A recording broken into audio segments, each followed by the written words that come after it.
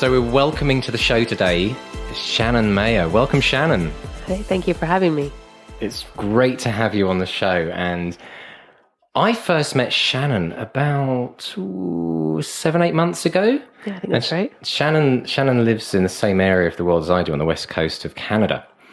And when I first met Shannon, something blew me away big time in that she'd spent most of her life up until becoming an author changing horseshoes, right? And that's correct. Farrier. I was a farrier. A farrier. And today, Shannon is sitting here as a USA Times best-selling author. She's published between 35 and 40 books. And I love the fact that it's somewhere around that amount because she's written so many now, she can't remember the exact number. And has recently signed a deal with Amazon Publishing, amongst other things. So, Shannon, tell us a bit about your story to date, because obviously I think changing all those horseshoes has brought you some serious good luck. Well, I started out as a lot of girls, just loving horses, and fell into horseshoeing. But I had always loved reading and always had enjoyed writing, but had been told by, very well-meaning people in my family and friends that, you didn't make money or a living writing books. That was something you did as a hobby or something, the only people who made money at it was, Stephen King or Anne Rice, the big names. And so I never took it seriously until I was a few years into my horseshoeing, and my husband and I were discussing families and having children and how very difficult it would be to be 9 months pregnant and trying to crawl underneath a horse and change horseshoes. So, we discussed possible options in terms of another form of income. Being a typical family, we couldn't survive on a single income. So he really encouraged me. He said, you've always loved writing, so why not try? Because he said the worst thing that's going to happen is you don't make any money at it, but the possibility is there that you could have, a small source of income that would cover what you are already making. So that was a few years ago. I was 25, and I started then to write with the thought that I'm going to try and get something published and get my toes into that industry. So probably without his encouragement, I might not have ever taken that step. So really I owe a huge shout out to him for that, because, a lot of authors don't ever take that step because it's too fearful. It's too fearful to put yourself out there without someone that you really trust backing you.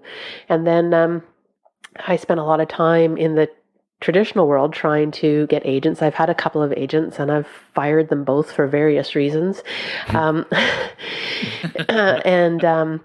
I've had lots of interest recently from the traditional world, but it's because they've seen my success. And so I can be a little pickier now. But yeah, I spent a lot of time learning about the industry and learning about agents and publishing houses and editors and the process and writing pitches and queries and this sort of thing. And it was all a really great education. And long story short, it's been about 3.5 years now that I've been writing full time, and it's been a really fantastic journey. Hard, and definitely has its ups and downs, but I wouldn't trade it for anything. I mean, I think one of the things that amazes me about you, Shannon, is just the work ethic you've got. And I joke about horseshoes and good luck, but the harder you work, the luckier you get. Absolutely, right? Absolutely. And I think. Shannon, can I just sorry to interrupt, Mark. Can I just ask, because you'd done some writing as a child, you'd been put off by people who kind of felt it was another world, a world away, only Stephen King makes money from it, that kind of thing. And then years later, encouraged by your husband, you decide to write. Had you done any writing in between? Was there something that made you think, actually, I can still do this, or was it the first time you sort of picked up a pen in anger in years? No, I'd spent my quiet time when I was, had a little, hour here or there to myself. I was always writing down ideas. So I would think, this is a great idea. And I would start, and I'd have probably, like a lot of authors and writers out there, I had probably 10 or 15 books that I'd started, 2 or 3 chapters of each, right. Just running off of kind of inspiration I had in that moment. But I'd never gone forward with it and completed any of them. I think the most I'd have done is maybe 40,000 words of a single book. And then another idea would crop up. And because I didn't have a goal specifically to publish, an idea would crop up that caught my attention and I'd wander off to that. And I think it's a common issue with writers is that we have all these creative juices flowing that as we get into a story and a new idea crops up, then we wander off, like I say, and this, it's a good thing and a bad thing, right? Sure. I mean, it's fascinating because you said you didn't have a goal, but suddenly necessity comes along. You need to earn some money. You can't carry on with the farrier business. So you suddenly have to set a goal. I've done a couple of boot camps and lessons with my local writers group, and I describe it as having a push and a pull. So with an author, if there's not a push away from something negative, and in my case, the negative was shoeing horses for the rest of my life, as much as I love the animals and my clients, is a crippling career. Like I've met farriers in their early 40s who have enormous back issues, blown out elbows, crunched up knees and hips because of the damage of doing a very physically demanding job. So that was my push, towards something else. And the pull for me was having a child. And for a woman, that's an incredibly powerful pull. And for me, that was my goal. My goal actually wasn't the financial end of things. It was, I want to have a child. I cannot do that if I stay shoeing horses. So I have to make this work. There was no other option for me. Right. Yeah. And what was...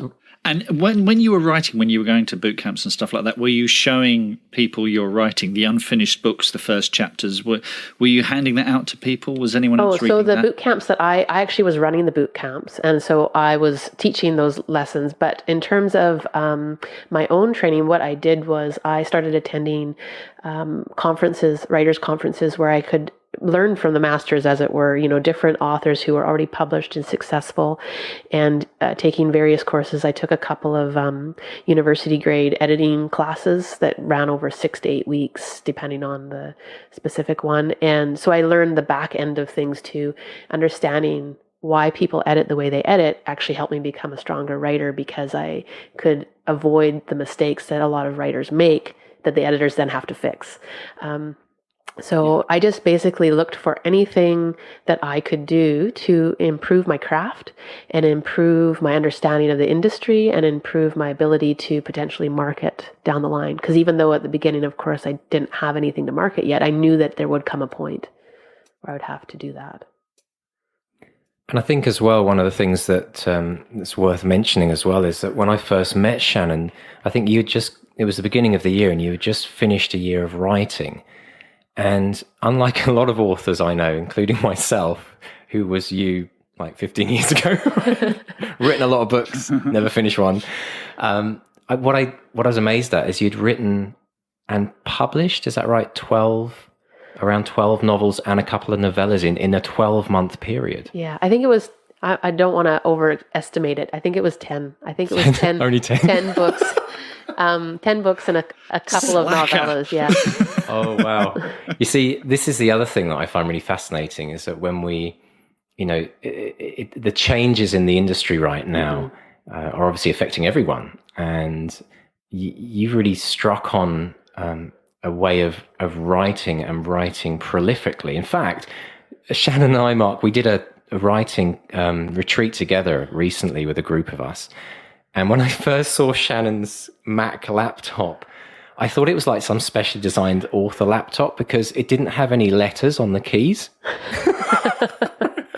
And then I suddenly realized when I saw Shannon typing, it was like ninja at work. It was like steam coming off her fingers. So what would you say, Shannon, are some of the keys to your success? I mean, you've actually coming close to selling as an indie author 1.5 million books, which is absolutely incredible.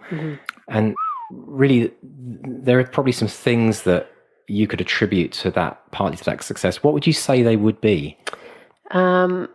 So one of the first things I learned was that you write what you love. So I write in the urban fantasy genre, which, for people who aren't familiar with it, I would say it's kind of like Harry Potter for grown-ups. And it's not a huge market. So you have to look at it as a niche market. So I wrote in it, even though I knew that I would never have 100 million or 200 million readers to pull from. But in doing that, in writing what I love, that I feel like that comes through what I'm putting on paper. And so the readers that I do have are incredibly loyal, and they come back time and time and time again. You know, if I write a series that has 20 books in it, they follow through the entire series. So that would be the first thing I would say, is to write what you love. Don't try and write to market. You know, when 50 Shades of Grey came out, I mean, it was this phenomenal worldwide hit for a variety of reasons. And very quickly, the books followed that were exactly the same. And for a while, they did okay. But a lot of those authors now have no following because they wrote to a market that had a limited run to it. And that can be really hard for an author to have that kind of high peak of selling, 100,000 copies a month. And then a year later, they're not even selling 5,000 copies a month because they don't know what to write. They wrote to market. What else do I write? So write what you love. And your readers will show up. They may not show up in droves, but they will show up and they will be loyal to you because they will love what you're writing. The other thing is to, I would say, develop a work ethic that this is not just a hobby. Unfortunately, because as my experience has been, a lot of people will say, oh, writing's a hobby. It's something you do when you have time or when you're bored. I've heard that before. I just write when I'm bored. Really? That's fantastic. Inspiring. Right? When I was still shoeing horses, I would take my laptop with me, and it was an old beat up laptop. It wasn't my nice little Mac that had the worn out, my Ninja laptop. It was an old clunky. I mean, I think it was probably 25 pounds. It was just huge. But I would take it with me. And then when I had a break between clients, and, if I finished up early or whatever, I'd had a half hour, I'd pull over to the side of the road, I'd pull out my laptop, and I'd work for 20 minutes. And then I'd drive to my next stop. And on my lunch breaks, I'd wolf down my lunch, and I would take my additional 40 minutes and I would write. And I would get up in the morning at 5 o'clock in the morning, knowing I had to leave by 7, and I would write. I took every opportunity I had to create a writing habit, to the point where now if I don't write on a daily basis, I stress. I stress that I haven't got my word count in, or I haven't worked enough to deserve success anymore. It's a very strange thing how that swings from being something that you're driven to do, that all of a sudden now it's driving you. But that work ethic is something that unfortunately is a hard thing to develop, and is a hard thing to explain to a lot of authors, because it's such a creative job. There is this feeling that I can't write unless my creative juices are flowing. I can't write unless my muse is speaking to me. And the reality is, I'm going to say a bad word here, your muse is your bitch, not the other way around. And you have to train it to show up to the party. And the only way to do that is to sit down in front of the computer or your laptop or your notebook or whatever you use, and regularly encourage it to come forward. And you still will, I still do have moments of, I don't like to call it writer's block. It's more like burnout at this point. It doesn't block anymore. I just run out of juice. And then I have to take a week or so off, or a few days. But that work ethic, that drive, and that pushing your creativity forward is the only way to make it happen. If you wait for your creativity to show up, you're going to be waiting a long time. So do you sometimes find that when you start a writing session, if you're not feeling inspired, it's almost like the choke on the car? It's like warming up the engine. And then when does it start to kick in? I mean, sometimes maybe it doesn't, but does it typically kick in after a few minutes, or sometimes can you be there for an hour just... Mine kicks in usually pretty quick if I allow myself to focus. It's very easy, and other authors will say it's very easy to get sidetracked by Facebook and these sorts of things, especially once you're published, because you're doing all the marketing and you're saying to yourself, well, this is part of the business, I have to do this too, which is accurate, but it's turning that stuff off. Basically, once I have the manuscript that I'm working on up in front of me, I usually use some sort of classical or orchestra music in the backdrop, because if I have something with words, it quite often is too distracting, and I can settle in within 10 or 15 minutes and get after it. Obviously some days are easier than others, but I still sit down. So even if one day I can only get 3,000 or 4,000 words, and the next day I can get 7,000 or 8,000 words, at least there's word count on there. Whoa. Back up there. How many words a day? Well, I consider a low average for me, 3,000 to 4,000 words a day. And I think I know. Whoa. I've seen Shannon bash out 10,000 words in 4 hours. Yeah. I can type. That's I can incredible. type close to 2,000 words an hour right now if I'm in like good flow. It doesn't happen all the time. It sounds much better than it is because it's not every day. But it's still pretty phenomenal. I mean, one of the things that I've been doing for the last year is actually learning how to touch type, because I never was taught it. We didn't have the typewriters at school. And seeing how you write, Shannon, you know, obviously your hands are kind of disconnected almost, you know, whereas I've always looked at the keyboard, and I actually think it's a huge thing for authors. There's someone in our writing group who's quite a bit older, and he's learning how to touch type at his age because he sees the value in it. How big do you think that is as a skill that authors should have, and how much has that helped you in your writing? I mean, it definitely helps with the output because, you know, if you can knock out 1,000 words an hour in 4 or 5 hours, you can get 4,000 or 5,000 words, right? Which is a huge word count for any author. But I would say the biggest thing is to keep at it. You know, when I started, I was lucky to get, 300-400 words an hour. I was a very slow typist, and that was, a number of years ago. And so over time, I've gotten better at it and just kind of taught myself. But I think that it's like the writing, it's like sitting down and teaching your muse to pay attention to you. The typing is the same way. You just keep at it. It will get better. I always tell people when they talk to me about writing, and I say, you can start now and work towards a goal. And in a year, you'll be, halfway there. But if you don't do anything now, and a year from now, that time still passes.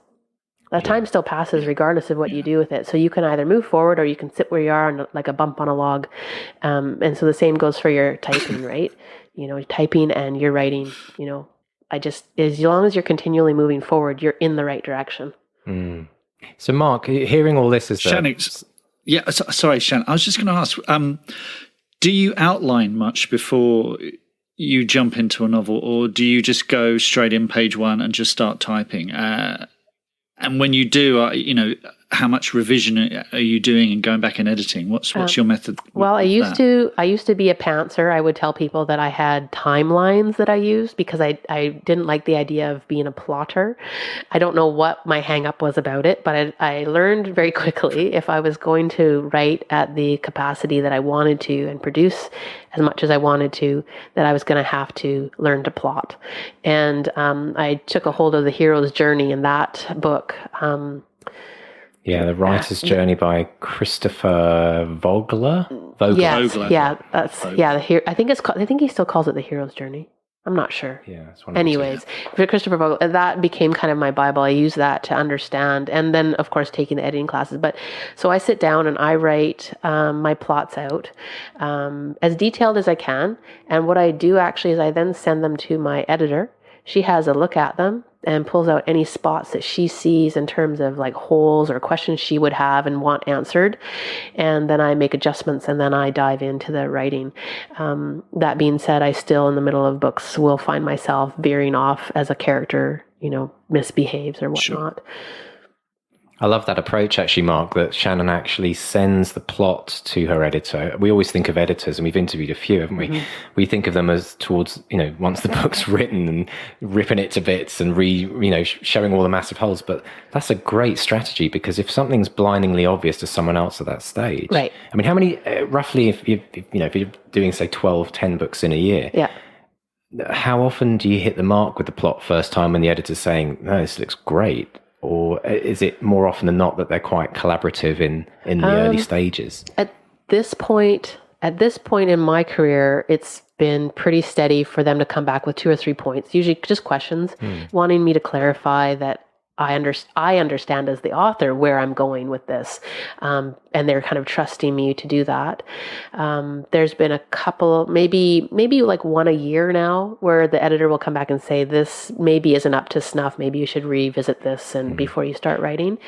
The nice thing about doing it that way is it cuts down the time afterwards in terms of the editing and revisions, and it cuts down their work, because hopefully I've covered some of the issues that they would otherwise be picking up in their first and second passes in terms of the developmental side of things.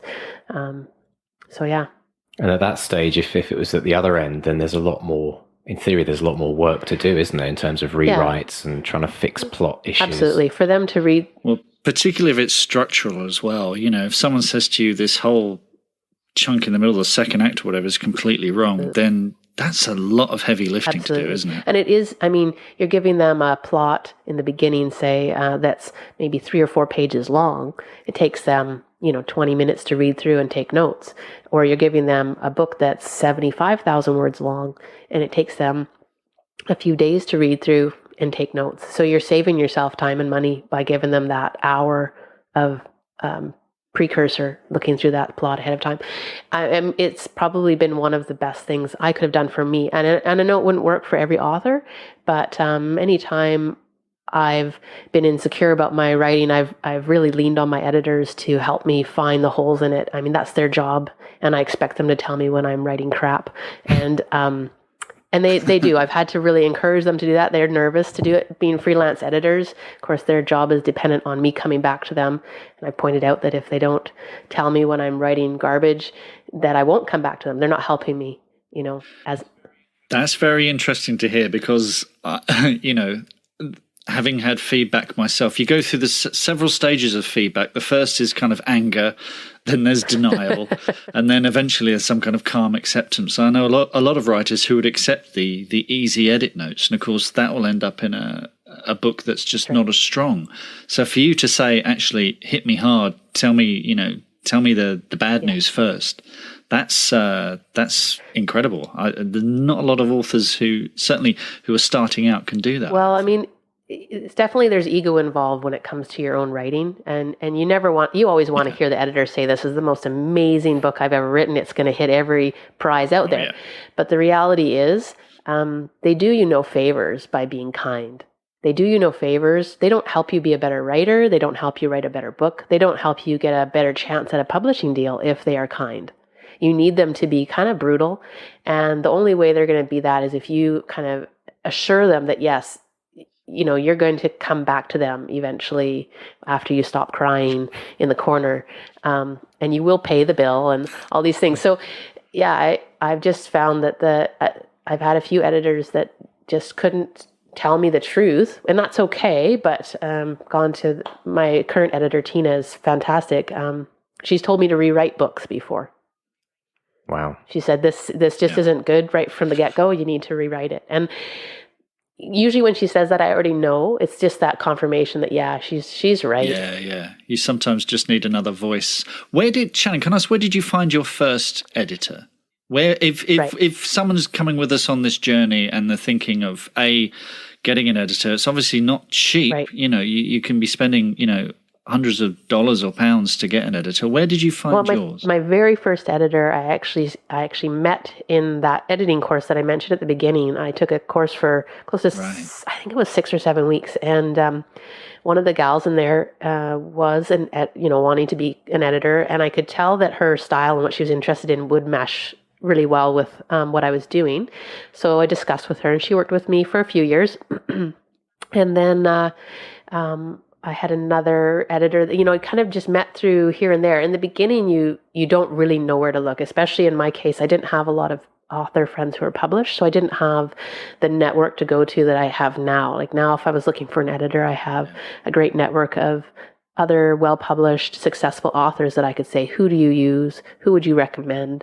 And so that is how I do it now. But if someone was looking for an editor, a great place, there's a site called Predators and Editors. And it actually it's kind of a good and bad of the industry. So if if an agent approaches you, you can look them up there and see if they've been recommended or been warned away from. Brilliant. So that's a great site to start.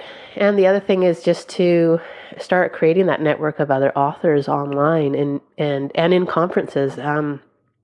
Attending conferences is a great place to meet both editors, agents, and other authors. And that's going to be your support network. I mean, your neighbor who's an English teacher and retired, it's great for them to have a read, but they're not an editor. An editor is looking for really specific things that an English teacher has not been trained to do.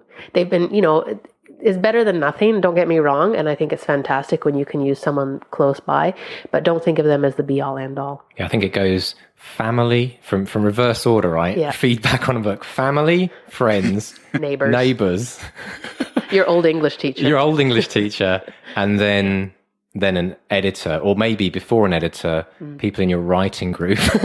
Depends how brave you are, yes. Exactly. But then, so what I'm picking up here, Shannon, is one of the crucial aspects to your success. And really, if we're looking at it from a bestseller. No, I'm not the best speller. Yeah. You do have to be a best speller to be a good writer, I guess. But a bestseller. You see, I'm going to say that now, Mark, throughout the whole next of the year. It's the Best Speller Project. Good one. Who can get the least number of bad words? So from a bestseller perspective, it really sounds like it's not even an option to not think about getting an editor. It's top of the list, right? Absolutely. Okay. So, Mark, we need to find an editor. And like an editor up front, none of this back-end editor stuff. They come in at the end. But to have somebody that can rip apart a plot up front, I think would be massive. Yeah. What do you think? Yeah. No, I agree. What do you think, Shannon? He was looking at me, Mark. I was making know. eye contact with Shannon. Yeah, I think anytime you can do that, that's great. I mean, the biggest hang up for most authors and writers is going to be that they have to put money out far in advance of ever seeing money come back in. And that's a hard thing for people to swallow. They don't want to put money out, and realistically, we're all on, budgets. And so we have to decide, are we going to eat this month? Or are we going to pay our editor? And most people choose to eat. And that's not a bad thing. But it's definitely, I've seen it in particular in the indie industry, in the independent author industry. You see authors who have talent. They're good writers. They have great storylines. They have terrible editing and terrible cover art. And so they never break out because they don't have the help they need. They think that they're going to make money without some sort of industry help in helping them polish their gem, right?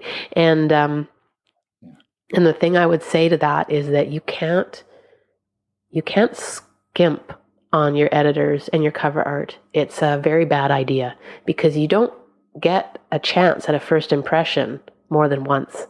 And the agents and editors of big publishing houses, they are watching bestseller lists. They are watching, new books as they release. They're looking for their next author. So, think about that when you're looking for editors and cover art and that sort of thing, is that you are going to make an impression one way or the other, and it can be good or it can be bad. Excellent.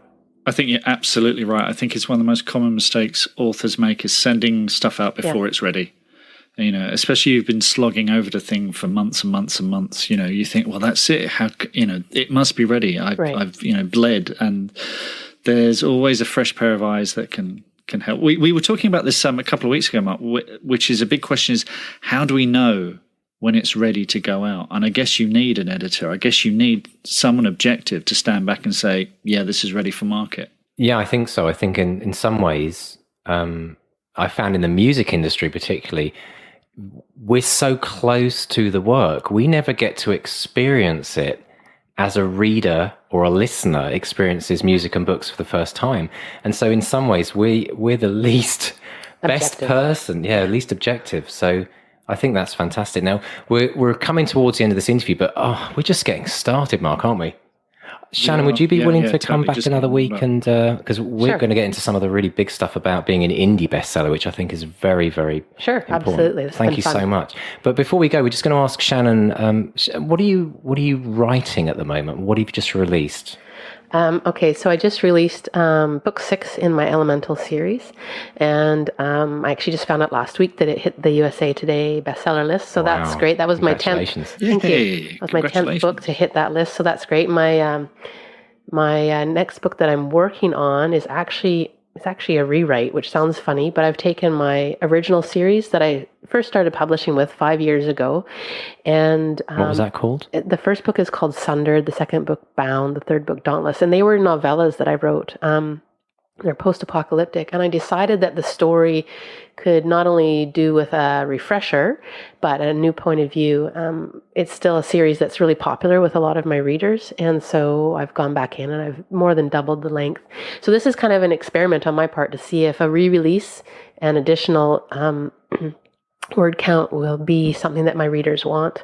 And I thought it was time. It's a 5-year anniversary of my writing or my publishing journey, and also of that particular series. So I thought it'd be a fun thing to do.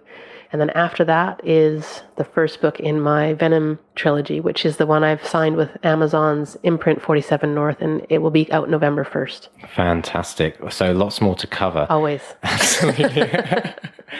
Well, brilliant, Shannon. Thank you so much. Now, if people want to kind of enter your world and never to leave, from what I've heard, this is the fan base Shannon has. Where can people find you? Websites? You're very active on social media as well, aren't you?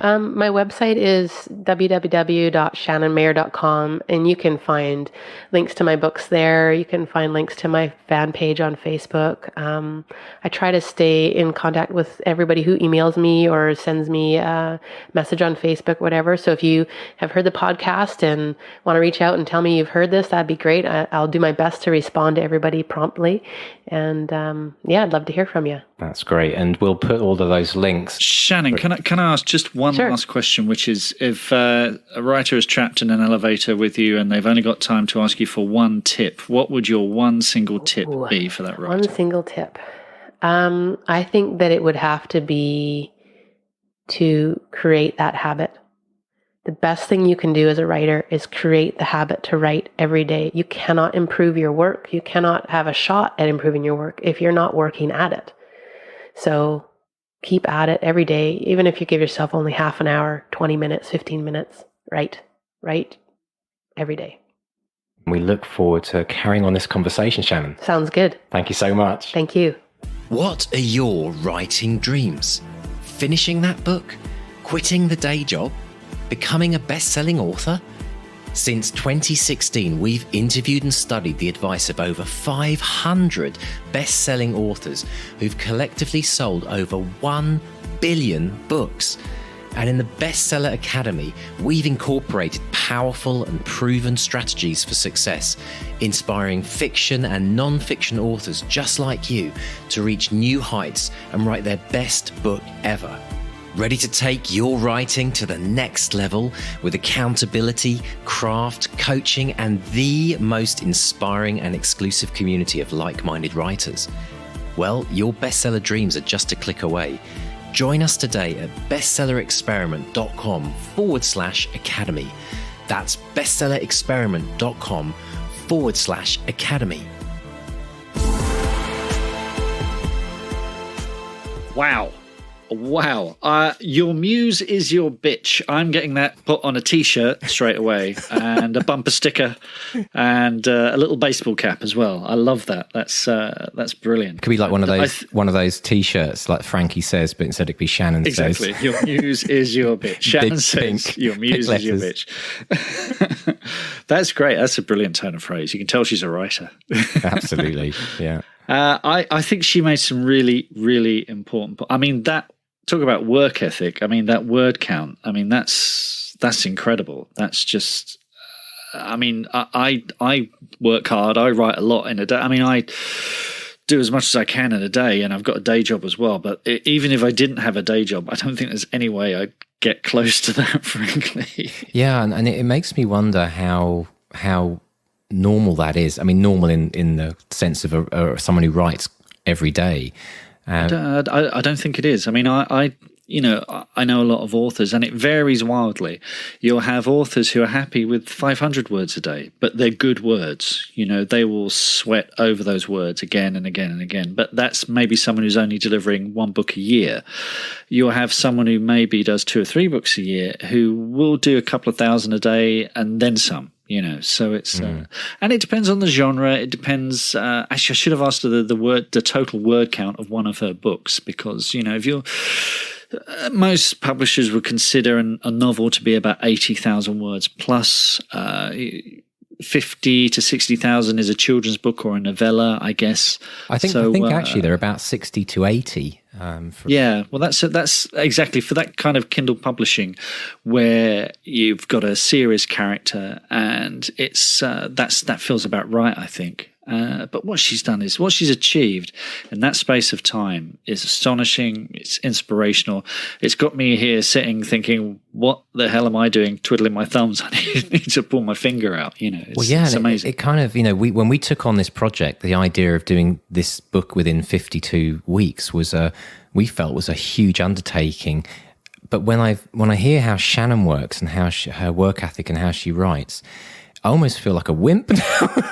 Yeah. 52 weeks, The fact is that maybe, and I don't know if this is a perception that many people have, is that maybe when authors come into the book writing project, we see it as such a huge achievement to finish a book that we put the actual process of writing the book on this massive pedestal, and we make it, maybe in our minds, maybe this is wrong, but maybe in our minds we put it too much as a huge mountain to climb. Whereas it's really like Shannon really kind of seems to get through books where she gets through her breakfast. So I wonder how much of that psychology is there as well. I mean, what do you think? Yeah, I think you're right. I think there is this thing that, people say, I'm going to retire and I'm going to write the great American novel, as if it's like waiting for you at the end of your life, like the monolith in 2001. Whereas, with Shannon, it's a job, it's a profession, and it's something she does. And she keeps up with the demand for her books. And it's an incredible achievement. But it shouldn't be unusual. I guess if the muse is your bitch, as she says, then you should be able to write, fairly prolifically. It's, and as she says, the more you do this, the better you get at it. So if you think the novel is this big monolithic thing, you can become paralyzed by fear, and you don't write anything, or you get stuck in the mire and end up sweating over the same sentence again and again, whereas she gets on with it. So there's a lot to admire there.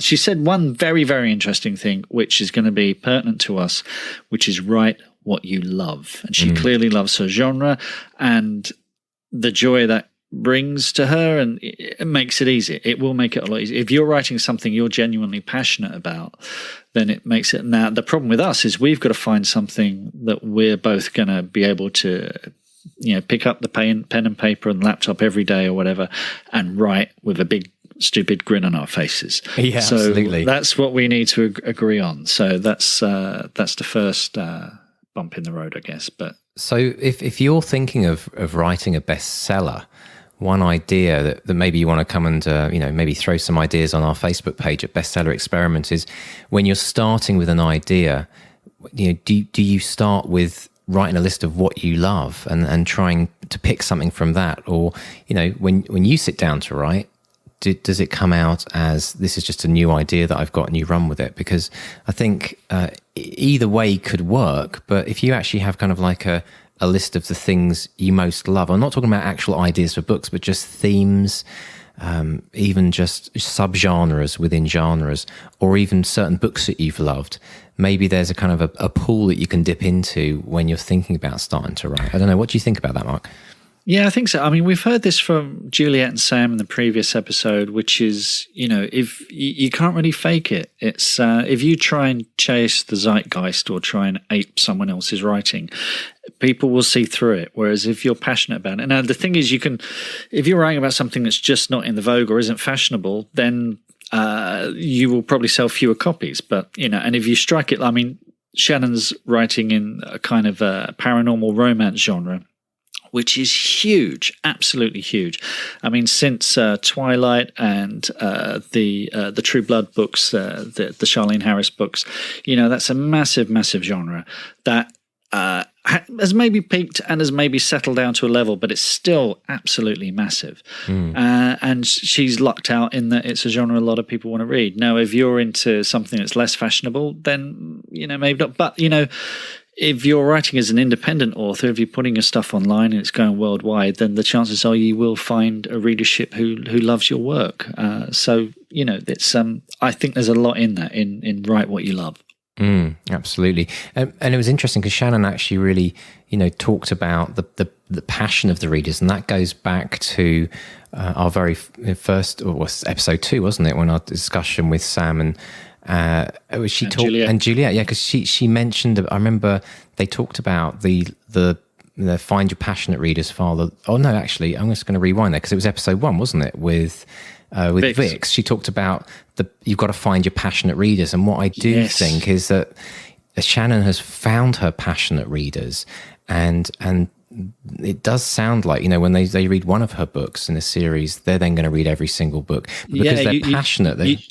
You just have to look at her reviews on Amazon, and it's very clear. Phenomenal. These people love the books. Yeah, love the books. absolutely. Good stuff. So what else jumped out for you, Mark, as well? Because this is, coming from a publishing, the traditional publishing background, it must be quite fascinating for you to. Well, she's just so thorough. The fact that she did the groundwork, she didn't rush into it. She's done all sorts of courses. She's learned her trade. She's observed others. She's hired editors, which I think she's right. I think there's an awful lot of independent authors who, dash off a few drafts, maybe not even that, then pop it up online and just, sit back and hope for the millions to come rolling in. But, she hired an editor, and she's not afraid to get notes. One phrase that jumped out was, she said, they do you no favors by being kind. So if you give your book to your mum and she says, "Oh, that's lovely," that's helping. That's what my mum would say. But, no, it's not going to help. But if you give it to someone who is an editor, who has some experience, who can say, "This isn't working, you might want to think about this," who tests it and challenges it, because it can only make it stronger. I've gone through this. When we were developing the script for Robot Overlords, we had people at the BFI who would sit down and just test and prod and prod and prod. And, initially it's like, oh, why? But eventually you develop a thick skin, and it becomes better and better and better, and you're so much happier for it at the end. Absolutely. And I think, it's quite interesting when we think about the isolation of an author's life, that kind of classic stereotype of sitting there with the word processor or the blank sheet of paper and looking out the window, waiting for inspiration to hit. What it really struck me is actually writing is about collaboration, even if you're writing a book on your own. For us, it's quite interesting because we're going to be collaborating on this novel together. So we're going to be being each other's editors to some extent. But for single authors to think of them going on this journey by themselves is actually, I think, a wrong way to approach it. And the editor is that collaborator, and it's somebody who, you need to find someone who is going to be honest, because it's like I always say to my son, always, loves to play tennis, and whenever he plays a guy who's like, way above him in the kind of skill level, it's always a bit of a beating, and I say, you're much better playing against someone of that level, because that's how you're going to improve. If you keep playing people, you're going to beat one. And so you want an editor who's almost more experienced. Maybe they have been an author, they're more experienced there, and they're gonna take you on court and give you a bit of a beating. Yeah, actually, it's interesting. Most editors I know, when I get to know them well enough, I'll say, "So, do you want to write a novel yet?" And they go, "No." Yeah, exactly. Oh no. Blue. They realize they realize how difficult it can be. I think they've seen it go wrong enough times to sort of back away from it, and I think they know where their skill set is. But that's it. I mean, that's what they do, and that's what they do best. And I think, if you ever look at the back of a published book, in the acknowledgements, there'll be usually a very long list of names, and all these people have made some kind of contribution to the book. I've always argued, because you see this in comic books. You buy a comic book, it'll have the credits of everyone who had anything to do with the book, like a movie's credits. In a comic book, it'll tell you about the writer and the artist and the inker and the colorist, but also, the editorial department, the sales department, the marketing department. And these days in modern publishing, they all do chip in sales and marketing. If we think a cover isn't right, or a customer, if Amazon or Waterstones or WH Smiths or whoever comes back and says, we don't think that cover's going to work, we have to take that seriously. It's not the tail wagging the dog, but you have to, if you start hearing that more than once, then maybe you've got an issue, or if the title doesn't work, or so it is a collaboration, and we're always very aware that this is the author's passion project, and it's something I've worked very hard on, and we want it to work as well as it can. We want to sell as many books as possible, but if it means changing the title, then or even sometimes the author's name, which I find quite a chilling prospect, because I've got such an ego. I want my name on everything I've ever worked on, but sometimes they've had to. It's ridiculous. I mean, J.K. Rowling, yeah, absolutely, changed to, because people didn't think. They didn't think boys would buy a book by a woman. Yeah. She's clearly proved them wrong, but that's why she's J.K. Rowling. And it's a very unknown fact that J.R.R. Tolkien was actually a grandmother in her 90s. Do you know that? Yes, that's true. Yeah. But it's true, though, isn't it? I mean, it's definitely something that we've got to C.S. Lewis was a taxidermist from Reading. And Stephanie King, well. Anyway, but let's get on to our question of the week this week, which is from Rachel. And Rachel, you didn't tell us whereabouts you're from, but do remember, if you're going to leave us a message, it's always nice to know where you're listening in from. It amazes us to think about all the people around the world that are listening to this podcast. And we thank you so much for, spending time with us today on this episode. But Rachel has asked a very interesting question, which I really resonated with me, because I want to ask this question to you as well, Mark. Rachel has said, is there a best place to write? Anywhere. That's where. Absolutely anywhere. I think there's, if you can find somewhere quiet with a desk, and if that's, whatever works for you.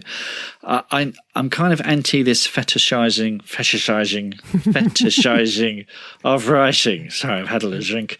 You get this thing where, and writers propagate this stuff. There's stories of George Lucas. He could only write on a yellow pad with a certain kind of pencil, and when he came to write the prequels, he had to have the same pad and pencil. And it becomes this kind of ritual, and I don't think that's healthy. I think it becomes part of this monolithic process that we were talking about earlier, that it has to be done this way and this way and this way, otherwise you're not a writer. Having a MacBook Pro doesn't make you a writer. Having a quill doesn't make you a writer. But putting pen to paper or typing some words, that's writing. Like I say, I have a day job, so I write in my commute. So that's 35 minutes into London, an hour for my lunch break, 35 minutes home. So I can get just over 2 hours a day done. And that's on a hot, stinky, noisy train. And I have iPod playlists that are, as Shannon was saying, it's melodic music, it's no lyrics, and it's all kind of in the key of the book. So, if I'm writing a horror script, then it tends to be quite spooky, eerie music. If it's something like I've been working on a kid's book idea, then it's usually a Pixar soundtrack. There's a whole topic in that we could do, like best music to listen to when writing in blah genre. So if you do that, share with that on the Facebook page as well. If you've got particular, I'll give you one actually. I'll throw it there. If you're writing epic novels, if you're writing like an epic fantasy, get onto YouTube and check out an incredible duo called 2 Steps from Hell. It doesn't. Oh, yeah. No, I've got all of their stuff. Yeah. And every fantasy author I know listens to 2 Steps from Hell. Everyone's got it. Well, it's fantastic. The story behind them is they're actually 2 guys that write trailer music. They've never actually done a film score, but unbelievable. So if you want to get your novels 10 times bigger than they are right now, Go and check out 2 Steps from Hell. There you go. The other one, because I have spent the last year and a half writing an epic fantasy novel, and as well as those guys, I listened to Jeremy Soule's score for Skyrim. Now, I've never played Skyrim, so I've no association. Well, very often, if you have a film soundtrack, so that's a computer game. Is that a computer game? Yeah. Big, massive multiplayer game. Wow. His score is incredible. It's epic. It's so well produced. It's just for me now, it's the soundtrack to my book.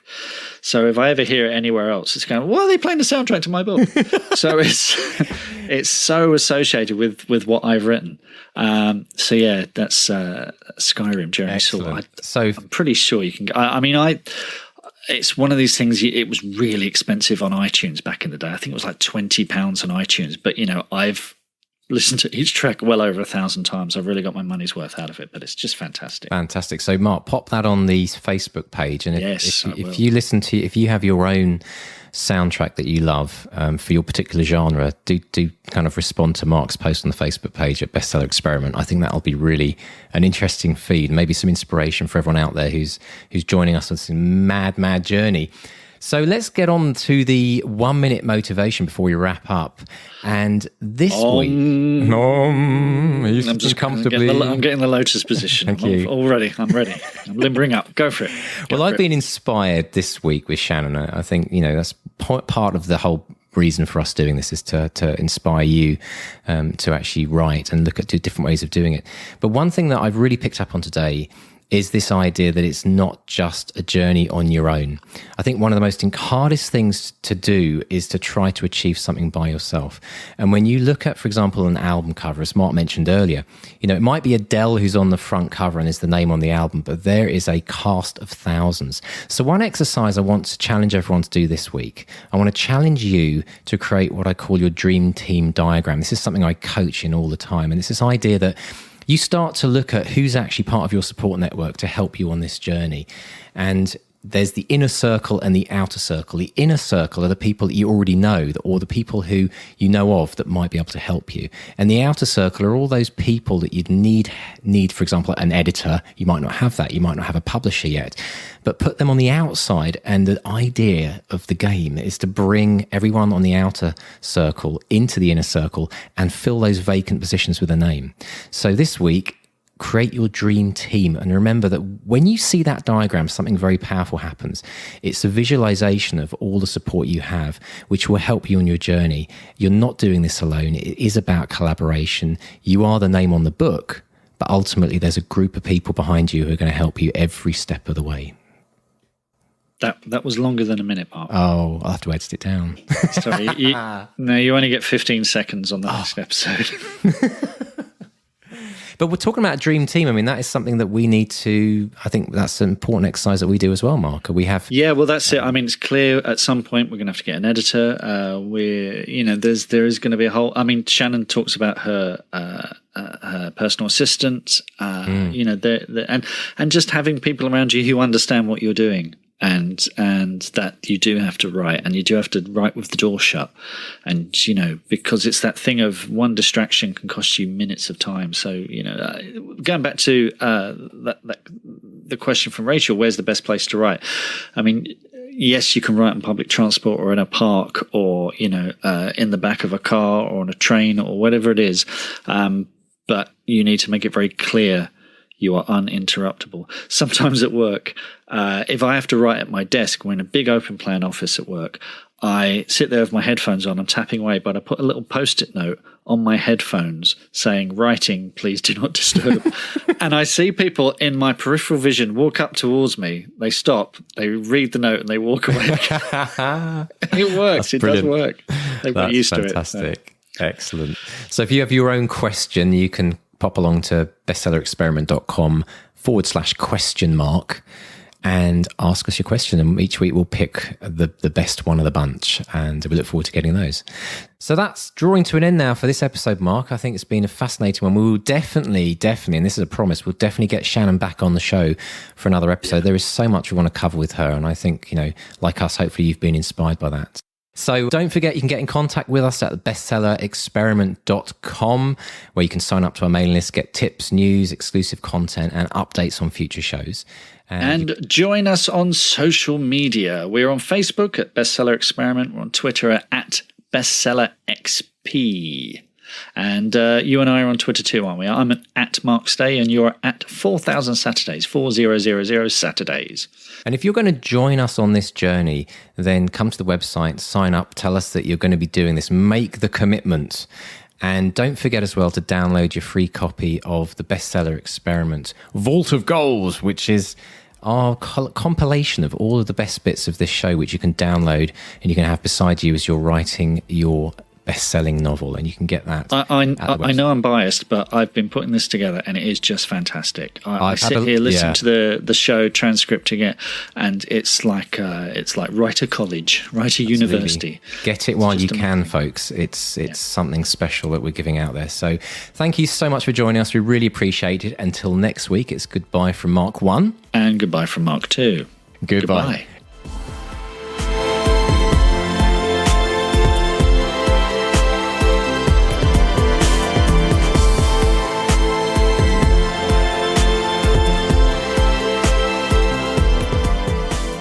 Are you ready to transform your writing and your life? Join the 200-word challenge today. In just 5 days, learn to develop a lifelong writing habit with over 2 hours of free expert coaching and the encouragement of a vibrant community. This program has already changed the lives of thousands of writers like you.